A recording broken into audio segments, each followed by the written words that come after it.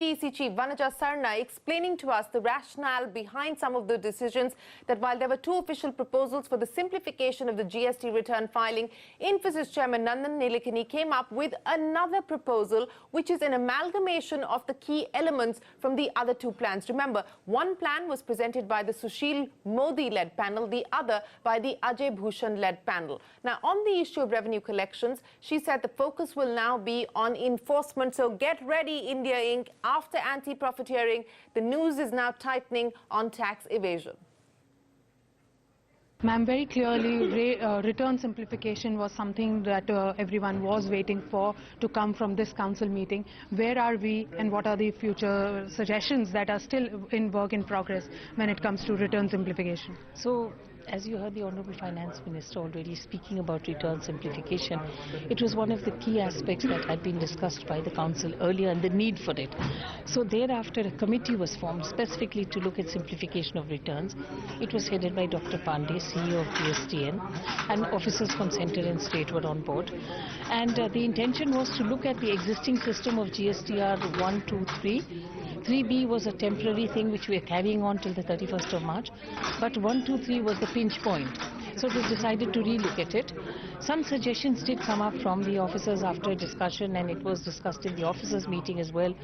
And thereafter it was decided to bring it here. There were some options. It was difficult to take a complete decision on it, so both options were brought. But it was also felt that in the meantime, Mr. Nilekani himself had come out with a proposal, which was something like a merger between 1 and 2, but with some improvements. So there are some fine improvements, and each one of these has to be seen as to how good is it to introduce this. Intention basically being to try to go on the path of bringing only one return and having everything that you need which is important in that return.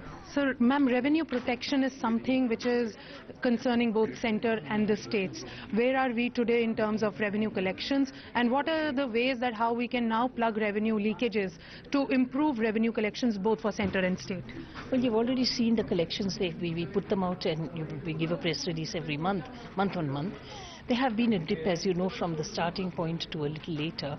But I won't say that it's too bad as a matter as well, because you've started giving out refunds, so that hit you will have to take. And transitional credit, people are now using their input tax credit which they had, so there will be less cash payment and more utilization of credit. So this perhaps could have been something expected. But as far as improvement is concerned, as you heard the Finance Minister, we are looking at IGST's 35,000 or so to be divided between centre and state to help the cause. And as you said, in the next 2 months, what do we expect? How do we improve? I think it's for the first time that everybody, I mean including me, who's been always shying away from doing enforcement, is coming in saying we need to do it. And therefore, as you know, the e-way bill is going to come into effect on the 1st of February.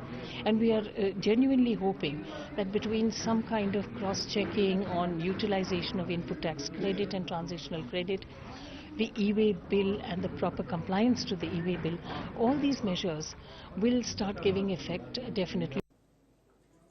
Listen very carefully to what the CBEC chief has said. I've been shying away from enforcement, but time has now come to press the accelerator when it comes to enforcement. That's Vanaja Sarna there, and that is on account of revenue concerns that the centre is faced with.